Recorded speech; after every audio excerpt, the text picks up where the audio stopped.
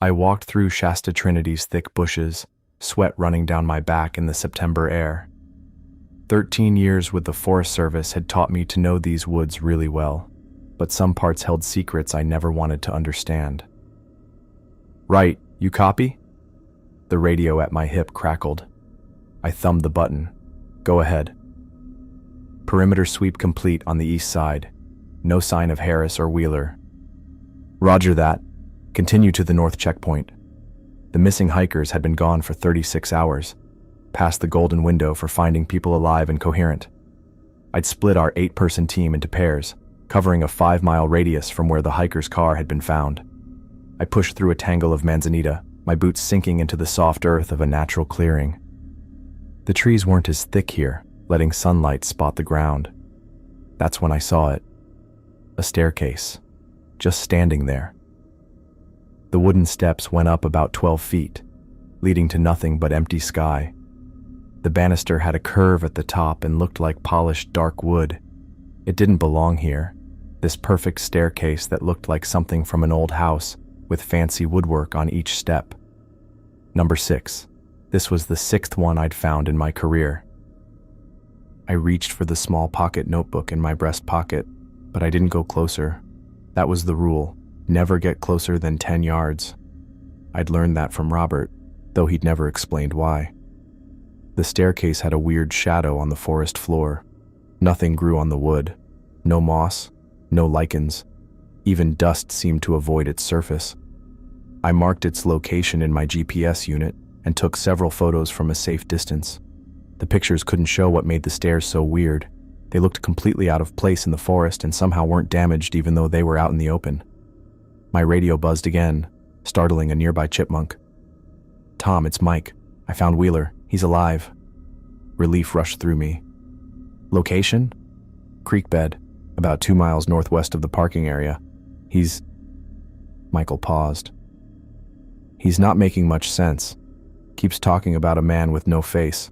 I think he's dehydrated, maybe hypothermic. I'm giving him water, but we'll need medical at the extraction point." My eyes drifted back to the staircase. A man with no face. I'd heard that before in the rambling accounts of other rescued hikers over the years. What about Harris?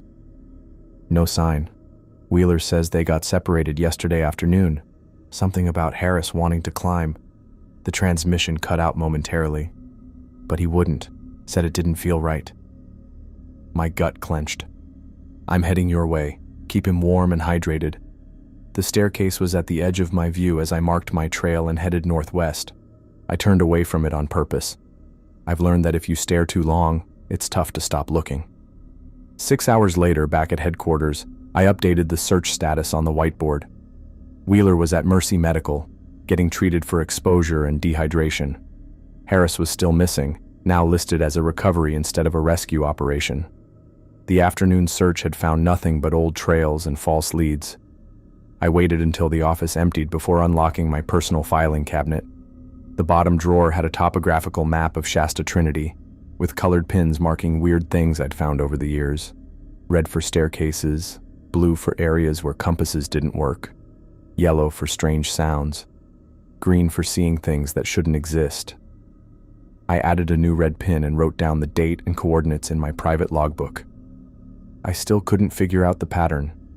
The stairs showed up randomly, but always during or right before someone disappeared.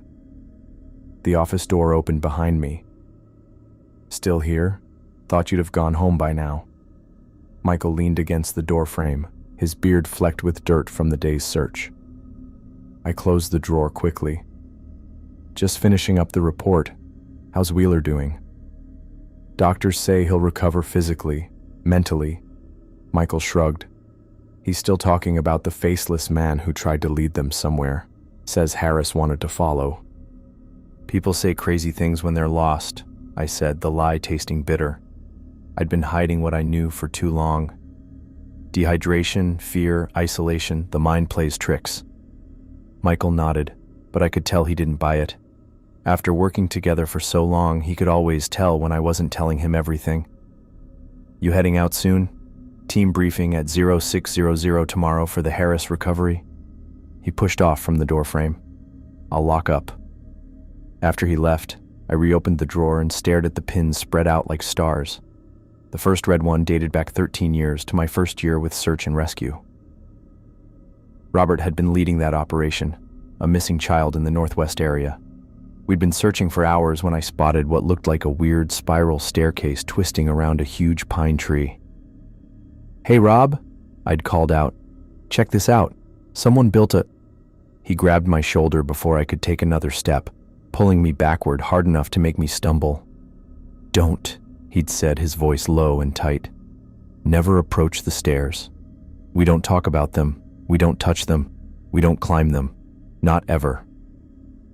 The intensity in his eyes had silenced my questions. Later, when I'd pressed him for an explanation, he'd simply said, "Stay away from them if you want to stay in this world." Robert retired 3 years later. Heart attack, they said, though the coroner's report mentioned unusual markings on his palms that resembled severe frostbite. I'd visited him in the hospital the night before he died. "The stairs are doors," he'd whispered, his voice barely audible over the beeping machines. "They want us to climb." My phone rang, pulling me back to the present. The display showed the dispatch center's number. "Right here." "Thomas, it's Linda from dispatch. We've got a new situation. Family of 4 reported missing from campsite 17 in the northern section. Father checked in with the ranger station yesterday afternoon, but they missed their scheduled check-in today. Ranger who went to verify found the tent intact, food half prepared, but no sign of the family." I pinched the bridge of my nose, fatigue momentarily overwhelming me. Names? James and Lisa Clark, with their children Emma and Ethan, ages 8 and 6. Cars still at the campsite.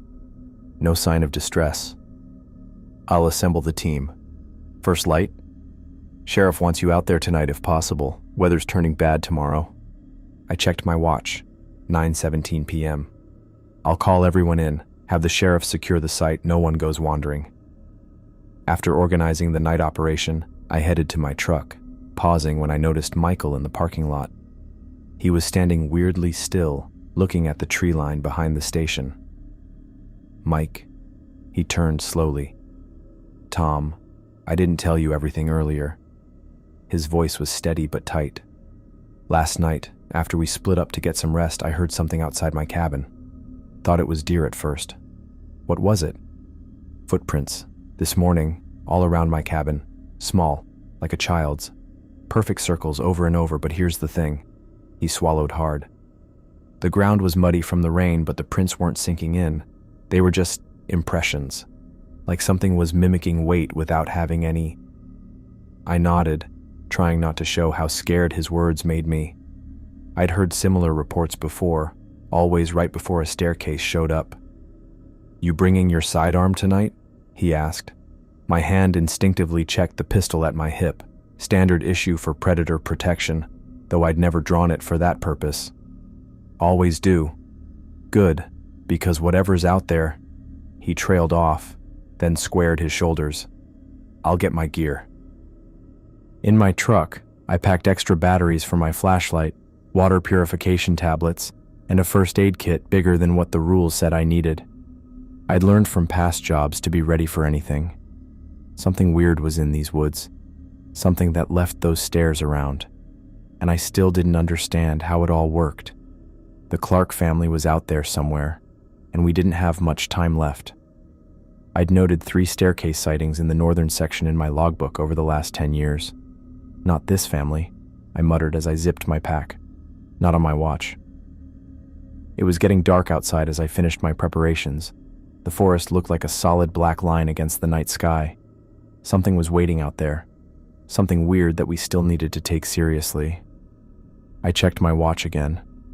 The team would show up in 20 minutes. I had a job to do. 13 years of doing this kind of work had taught me how to handle both regular terrain and the weird stuff.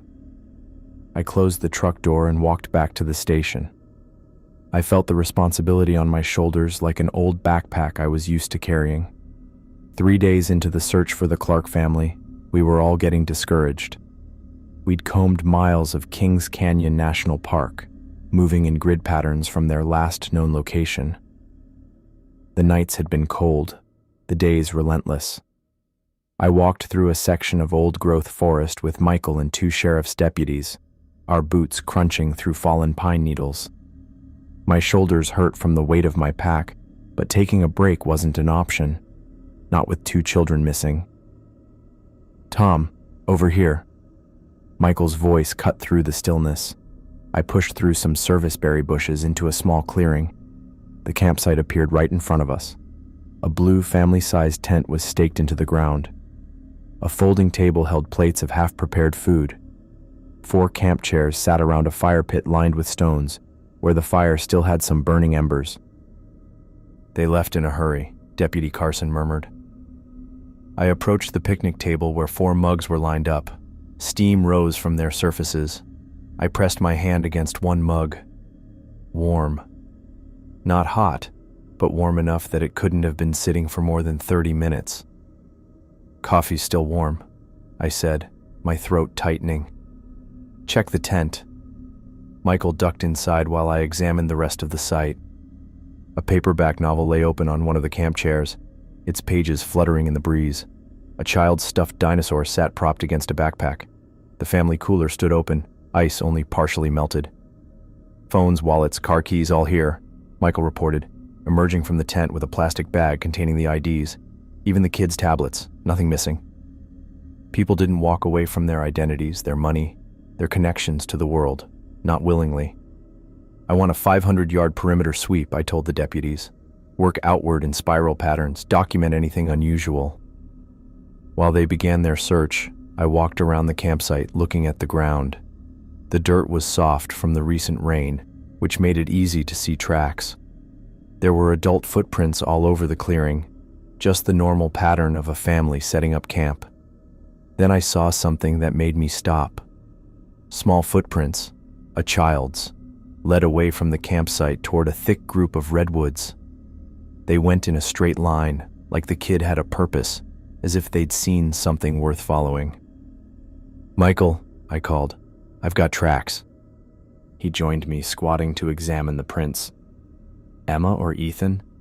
"Size suggests Emma." I followed the trail with my eyes, noting how they vanished into the shadows between the massive tree trunks. "I'm going to follow these. Stay here in case they return." The footprints went about 200 yards into the forest in a straight line, even though logs and rocks should have made them turn. When logs blocked the path, the prints just showed up again on the other side, perfectly lined up. The kid either climbed over super carefully, or something else happened. The trail ended at the edge of another small clearing. My blood went cold. There was a staircase, different from the others I'd seen before. It looked Victorian but was covered with moss and lichen like it had been there forever. The wooden steps went up about 15 feet to nowhere. The banister had fancy curves. The bottom 3 steps looked worn out, like people only ever went that far and stopped. I kept my distance, 10 feet minimum, just as Robert had taught me, and took out my camera. Through the viewfinder, I noticed something I couldn't see with my normal eyes. The shadows around the staircase twisted in impossible ways. They pointed away from the stairs instead of toward them, even though the sun was right overhead. I took several photos from different angles without getting any closer. The air around the staircase felt heavy and weird, making the hair on my arms stand up. The moss on it wasn't like any other moss in these woods. It was bluer, with a slight glow even in daylight. Emma's footprints stopped about 3 feet from the bottom step, like she'd stood there for a while thinking.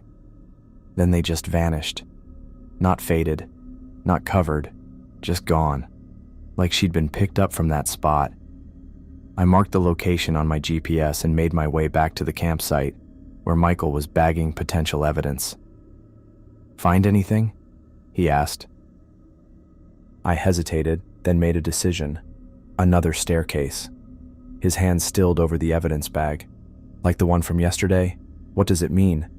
"I don't know yet," I admitted. "But the child's prints lead directly to it and then disappear." By late afternoon, we'd finished writing up everything about the scene. The search teams hadn't found anything else important, and it was getting dark, which meant we had to make a tough choice. "We'll establish base camp here," I announced to the assembled team. First light, we expand the search radius. The family can't have gone far on foot. The words sounded empty even to me. We both knew these woods played by different rules than the ones on maps.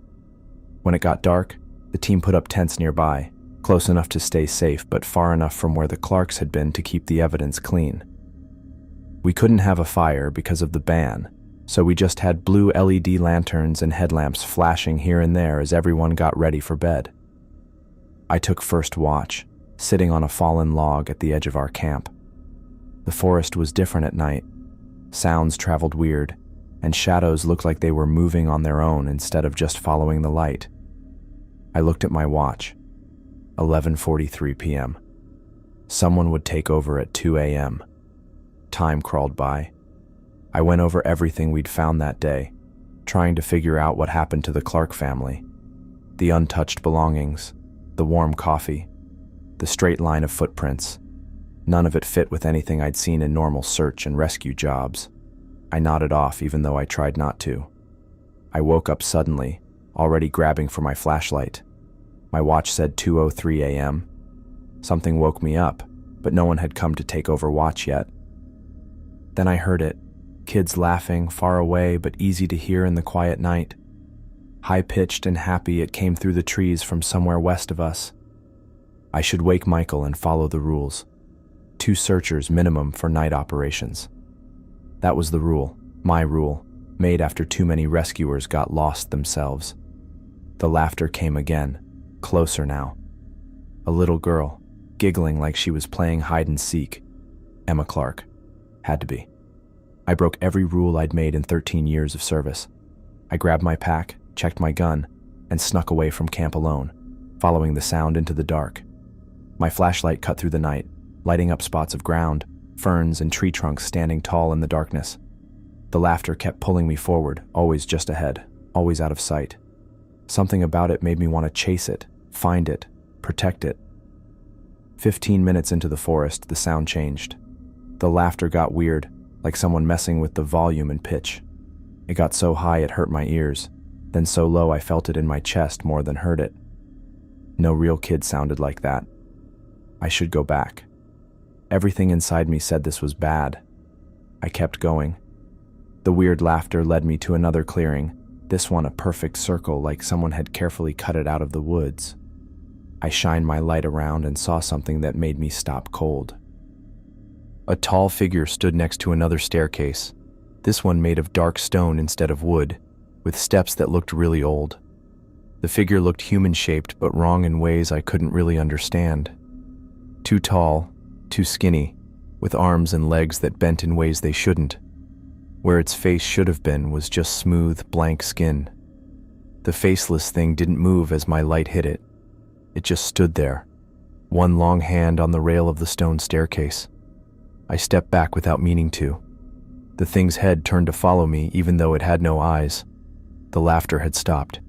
I reached for my gun, but deep down I knew bullets wouldn't do anything against whatever this was. Before I could pull it out, the thing raised one long finger to where its mouth should have been, telling me to be quiet. Then it disappeared. Not running away, not fading. Just there 1 second and gone the next. My shaky flashlight beam pointed at the bottom step of the stone staircase. Something pink stood out against the dark stone. A kid's sneaker that didn't belong there. I walked up to it carefully, really wanting to run. The shoe was sitting on the bottom step, its bright color looking weird against the old-looking stone. Clean. New. A kid's size 2 with glittery laces and cartoon characters. I knew it right away from the family photos. Emma Clark's favorite sneakers, the ones her mother said she brought camping even though they weren't good for hiking. I picked it up, half thinking it might just disappear in my hands. But it stayed solid and real. I put it in an evidence bag and marked where I found it on my GPS. The stone staircase sat quietly in the dark. I walked back to camp with the shoe in my pack. Nobody noticed I'd been gone. The person who should have replaced me had slept through their shift, and everyone else was still in their tents. I didn't tell anyone what I'd seen. Not yet. Morning brought fog that covered the treetops and didn't go away as the sun came up.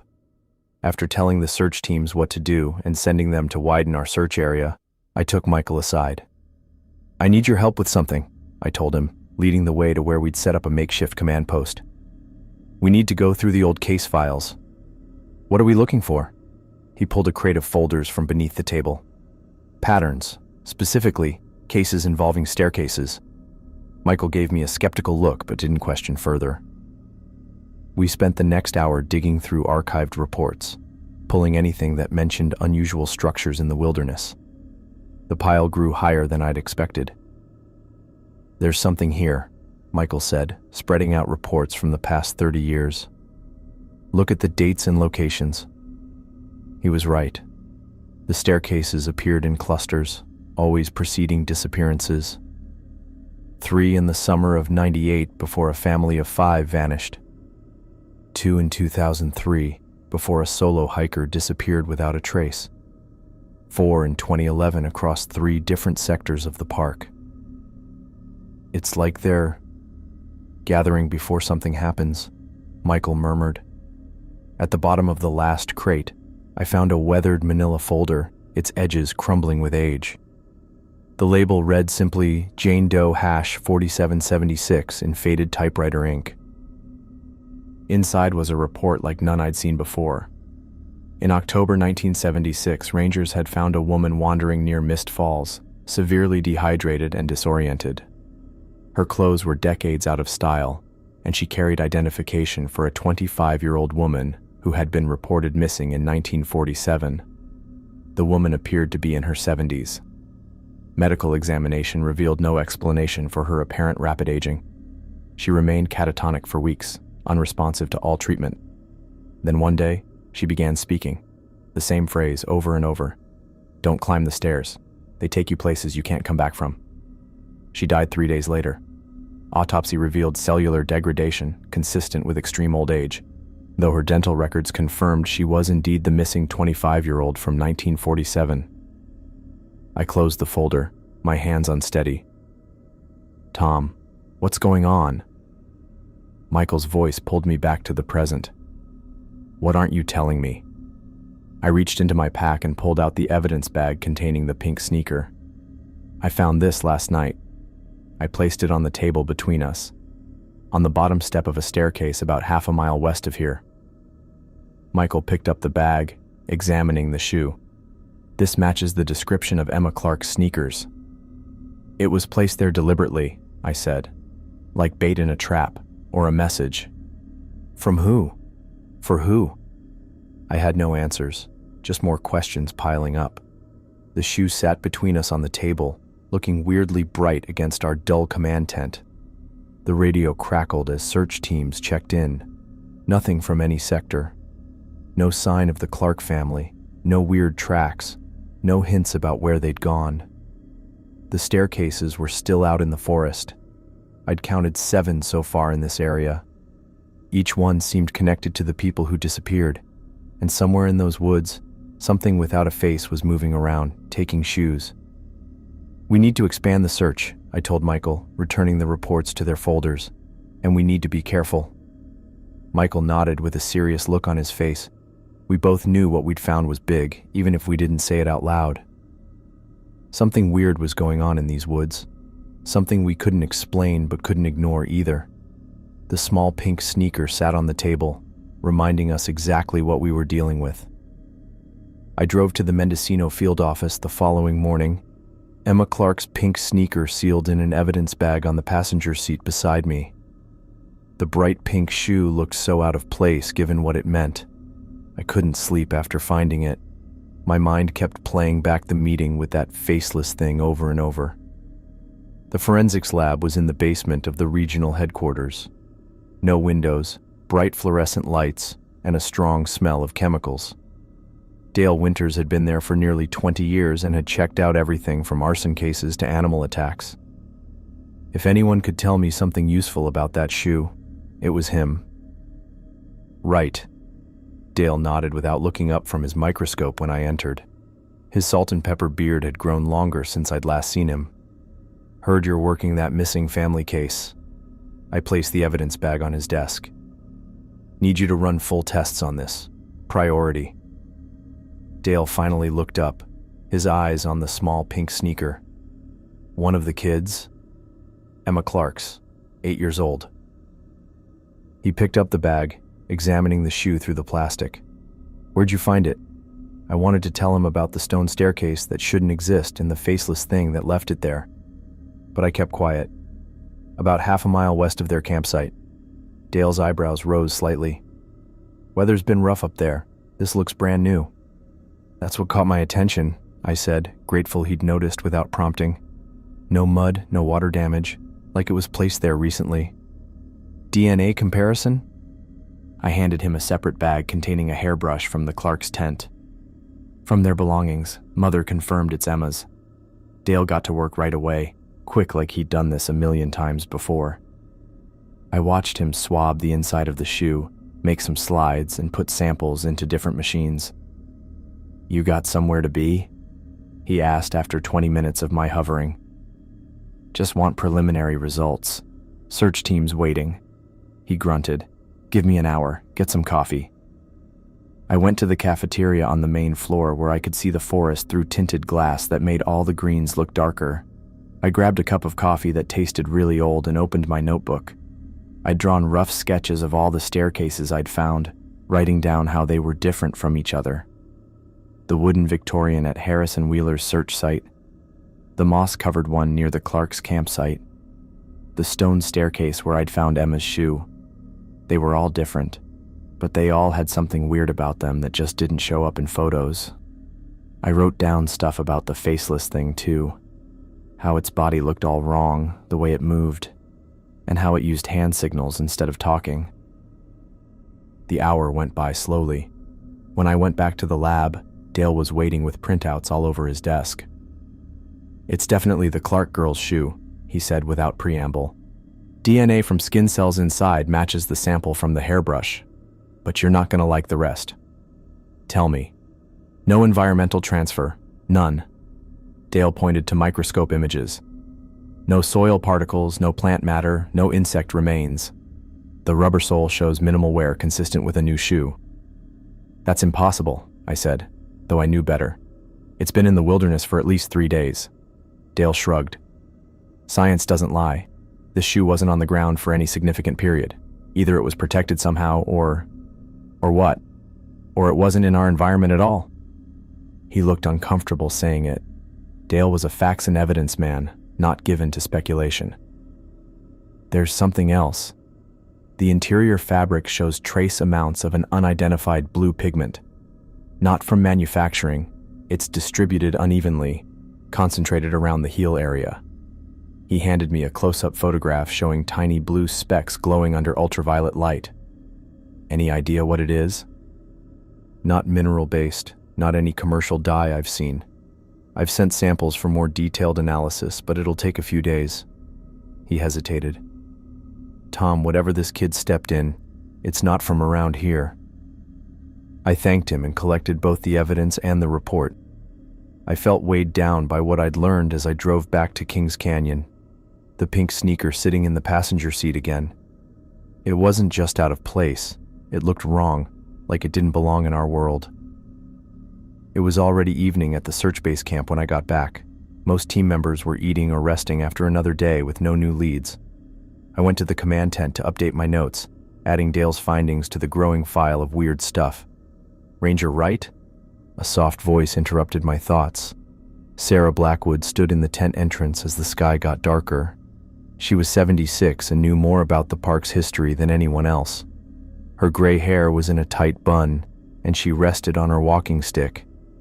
Sarah, didn't know you were here. I gestured to the folding chair across from me. County called me in as a consultant. She sat down, her movements deliberate but not frail. They thought I might have insights about this area. I'd known Sarah for most of my career. She'd been a fixture at Ranger orientation, teaching new recruits about the park's history and cultural significance. Her knowledge went beyond official records. She knew all the stories and traditions of the native people who'd lived here for centuries before it became government land. You've heard about the Clark family? I asked. She nodded, her eyes sharp even at her age. And the staircases you've been finding. My head snapped up. I didn't include those in my reports. Sarah's mouth twitched, almost a smile. No, you wouldn't have. Neither did Robert. She tapped her walking stick against the ground twice. I've worked here 53 years, Thomas. I notice patterns. When people go missing in certain ways, rangers start acting strange, making excuses to cordon off areas, writing reports that don't quite add up. The tension in my shoulders eased slightly. What do you know, Sarah? The Miwok called them paths between worlds. The Yokuts had stories of doorways in the forest that should never be opened. She leaned forward. The early Spanish missionaries documented indigenous warnings about structures that appeared without human construction. They called them escaleras del diablo, devil's staircases. I pushed my notes aside, giving her my full attention. What happened to people who found them? Those who ignored the warnings and climbed? They either returned changed or never returned at all. Her voice dropped. The changed ones couldn't eat, couldn't sleep. They spoke of things no one understood, described colors no one could see. They wasted away within weeks. I got goosebumps thinking about the Jane Doe file from 1976, the woman who had aged decades in just months. The Miwok elders spoke of woods that walk, Sarah continued. Places where the forest itself shifts and changes, where what is above becomes what is below. Did they say anything about... I hesitated, unsure how to describe the faceless entity. The Watcher? Sarah nodded. A being without features who collects people like we collect stones, not out of malice, out of curiosity. She tapped her walking stick again. The tribal stories say it can be negotiated with, but the price is always high. I thought of Emma's shoe, so deliberately placed. A message? An invitation? What about children? Did the stories mention children specifically? Sarah's expression softened. Children see what adults have been trained to ignore. The Yokuts believed children could walk between worlds more easily because their minds weren't yet fixed on a single reality. She paused. There's an old settler's journal in the county archives, a woman who lost her daughter in 1887. She described seeing her child, walking in the sky, upside down but unafraid. 3 days later, the girl was found sleeping in her own bed with no memory of where she'd been. That got my attention. What happened to her? She lived a normal life by all accounts. Married, had children of her own. But the journal mentions one strange detail. Blue markings on her palms that never faded. Blue pigment, like the traces Dale had found in Emma's shoe. Sarah rose to leave, placing a leather-bound book on the table between us. My research notes. Things that never made it into official reports. It might help you understand what you're dealing with. Thank you. I meant it. She paused at the tent entrance. Thomas, the stories agree on one thing. Those who try to bring back what's been taken must be willing to offer something of equal value in return. After she left, I stayed up well past midnight reading her notes. They contained accounts spanning nearly 2 centuries, disappearances, strange structures, people walking in impossible places. Each story backed up what I'd started to think. The staircases were doorways, and the faceless entity was their keeper. I left camp before dawn the next morning, telling no one where I was going. The night's reading had convinced me that normal search methods would never find the Clark family. I needed to try something different. The forest was heavy with mist as I retraced my steps to the Clarks' campsite. Their tent was still untouched, coffee mugs on the table, now cold. I stood in the clearing, thinking about Sarah's words. Children see what adults have been trained to ignore. What would Emma Clark have seen that morning, looking out from her family's campsite? I looked across the tree line, trying to see the forest through a child's eyes, as a place of wonder and mystery. Something moved at the edge of my vision, a deer, standing weirdly still between 2 massive redwoods. Even from 50 yards, I could tell something was wrong with the animal. Its posture was too rigid, head at an angle that suggested awareness rather than animal caution. As I watched, it turned to face me directly. Around its eyes were strange markings, swirls of blue that glowed faintly against its brown fur. Not injuries or natural coloration, but patterns like ceremonial paint. The deer stared at me for a long moment, then turned and walked slowly into the trees. It paused, looking back at me over its shoulder. Follow. The instruction wasn't spoken, but I felt it clearly. Even though it went against every safety rule I'd followed for 13 years of service, I followed. The deer moved with purpose, never racing ahead but keeping just enough distance that I couldn't catch up. It led me deeper into the forest, away from established trails, and through bushes that seemed to part before us. After 20 minutes, we came to a clearing I'd never seen before, though I'd worked this section for years. The space was perfectly circular, with old redwoods forming a natural boundary. Morning light came through the trees, lighting up swirling patterns in the forest floor that matched the markings around the deer's eyes. In the center stood the largest staircase I'd ever seen, a massive spiral that wound upward, its wooden steps curving as they climbed through the redwood branches. Unlike the other staircases, this one had purpose. It twisted up through the trees, disappearing into leaves at least 100 feet above. The deer was gone, but I wasn't alone. The faceless entity stood at the base of the spiral staircase, completely still.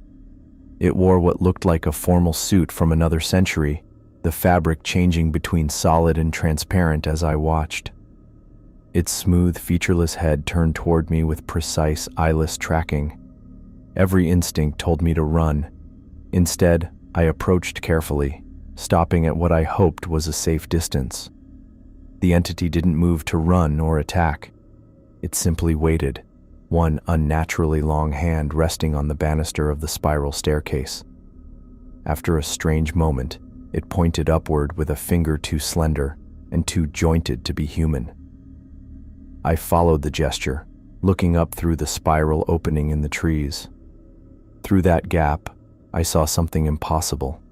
People walking on what looked like an upside-down forest floor hanging in the sky. They moved normally, as if gravity was reversed for them alone, their bodies slightly blurred like seen through water.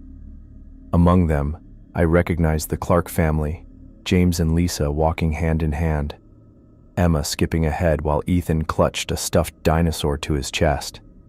They didn't look scared. If anything, they seemed calm, even curious about their surroundings. "Emma!" I called out, forgetting caution in my shock. "James! Lisa!" None of them reacted to my voice. The figure with no face quickly stepped forward and raised one long finger to the blank area where a mouth would be, doing the "be quiet" sign like when we first met. Something dropped from above, falling through the hole in the tree branches. It landed at my feet with a solid thump, an old leather notebook with yellow pages.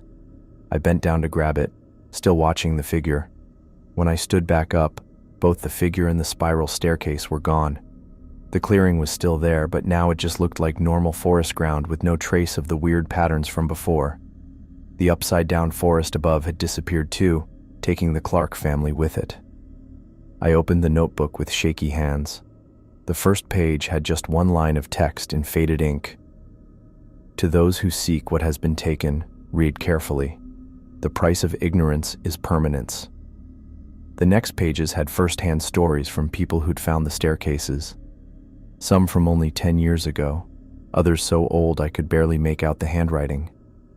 Some were in languages I didn't recognize at all, but they all mentioned the same things: the faceless figure, the weird staircases, and people who vanished only to show up in places they couldn't possibly be. One account from 1932 was about a ranger who climbed a spiral staircase looking for a lost kid. He showed up 3 weeks later, even though search teams swore he'd only been gone 3 hours. His hair had gone completely white. He looked decades older, and he died just days later. His body seemed to just fall apart, like he'd aged super fast during those missing weeks. A more recent entry had some serious warnings. "The stairs are doorways between worlds, but they were not made for us. To climb is to surrender yourself to rules you cannot understand. Those taken deliberately may be returned through negotiation. Those who enter out of curiosity are trapped between worlds, neither here nor there. The final pages had instructions, specific ways to talk to the entity, stuff needed for negotiation, and symbols to draw to show what you wanted. I closed the notebook and sat on the forest floor. The clearing around me looked normal now, though moments ago it had held impossible things. Sunlight came through the tree branches. Birds called. Insects buzzed. Nothing showed any sign of what just happened. But the notebook in my hands was real. The knowledge it had was real. And the Clark family, walking upside down in a forest in the sky, was real too. I had to find a way to bring them back. I closed the notebook. The leather cover was smooth from use. What I read inside was pretty heavy stuff. Paths between worlds. Doors never meant to be opened. People collected like interesting rocks.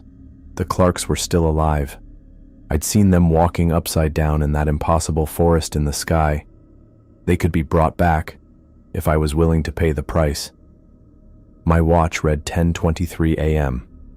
I had less than 14 hours until midnight. I packed it carefully in my bag and headed back toward base camp while thinking about what I needed. Salt, iron nails, a silver mirror. The instructions had been specific. The camp was busy when I got back. Search teams were getting ready for another day looking through the woods, finding nothing. I went into my tent without talking to anyone, happy that Michael was already out with his group. I couldn't explain where I'd been, and I couldn't lie to him very well, not about this. I changed into fresh clothes and radioed in that I'd be checking some promising leads alone. No one questioned it. I was the senior ranger, and solo scouting was normal for me, even though I made others follow safety protocols. The drive to town took 40 minutes, and I kept watching the time. At the hardware store, I got a box of iron nails. The grocery store had salt, 3 large containers of kosher salt, the purest available. The mirror was harder to find. Silver-backed. The antique shop owner raised his eyebrows. They don't make them like that anymore. Everything's aluminum these days. I waited, saying nothing. He sighed and went into the back room, coming back with a hand mirror in an old frame. Victorian. Silver backing, but it needs cleaning. The price he gave was way too high. I paid anyway. By 4:30, I was back in my truck, driving toward the spot I'd marked where the spiral staircase had shown up. My plan broke all the safety rules I'd followed in my 13 years working here. I was going to try to talk to something non-human based on a weird notebook's instructions. But I'd seen the Clark family walking in that upside-down forest. I'd seen too many people go missing in these woods. I was tired of finding just pieces. A shoe, a backpack, or nothing at all. For once, I wanted to bring someone back alive. I parked and hiked the last 2 miles. The forest got darker as the sun went down. I got to the clearing around 6:15. No spiral staircase, no faceless thing, just a normal forest clearing getting dark. I sat on a fallen log and checked the notebook again. The ritual needed to start at exactly midnight. The items had to be put in a specific pattern where the staircase had been.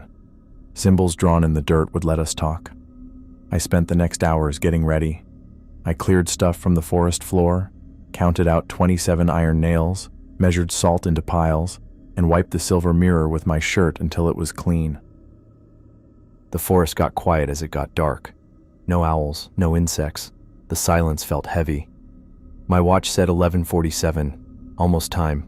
I set up everything like the book said, 9 piles of salt in a circle 15 feet across. Between each pile, 3 iron nails in a triangle. The mirror placed at the entrance point, where the bottom step would show up. At 11:58, I started drawing the symbols in the dirt with my pocket knife. My fingers hurt. I started sweating even though it was cool out. Midnight came. Nothing happened. I sat back, doubting myself. Did I mess up? Was the notebook just crazy talk? A soft sound broke the silence, like tearing fabric but softer. The air in the middle of my salt circle rippled, like hot air above pavement. The staircase showed up slowly, spiraling up from nothing, wooden steps appearing out of the darkness. It twisted up through the trees into the night sky. The faceless thing was suddenly there, standing at the bottom of the stairs. It looked wrong in ways I couldn't explain. No face at all, just a blank space. My mouth went dry. Everything in me wanted to run away from this thing. Instead, I made myself stay at the edge of the salt circle. It tilted its head, seeming to look at me without eyes. It didn't try to come closer, stopped by the salt circle like there was a wall. I knelt by the mirror and turned it to show the thing's reflection. In the silver surface, I saw something impossible. Not the blank head, but a mix of colors changing too fast to understand. The notebook was right. The mirror showed what it really was.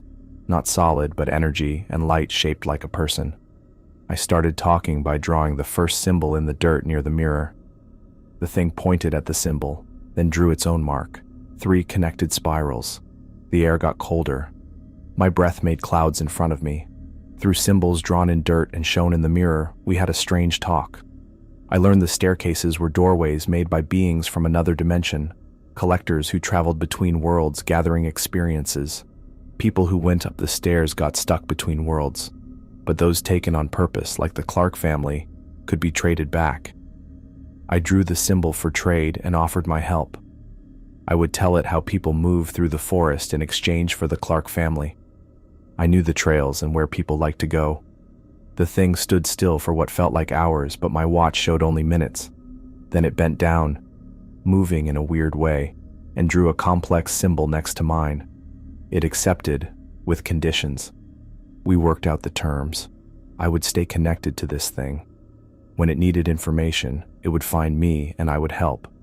In return, the Clark family would come back physically okay, though they'd be changed by their experience.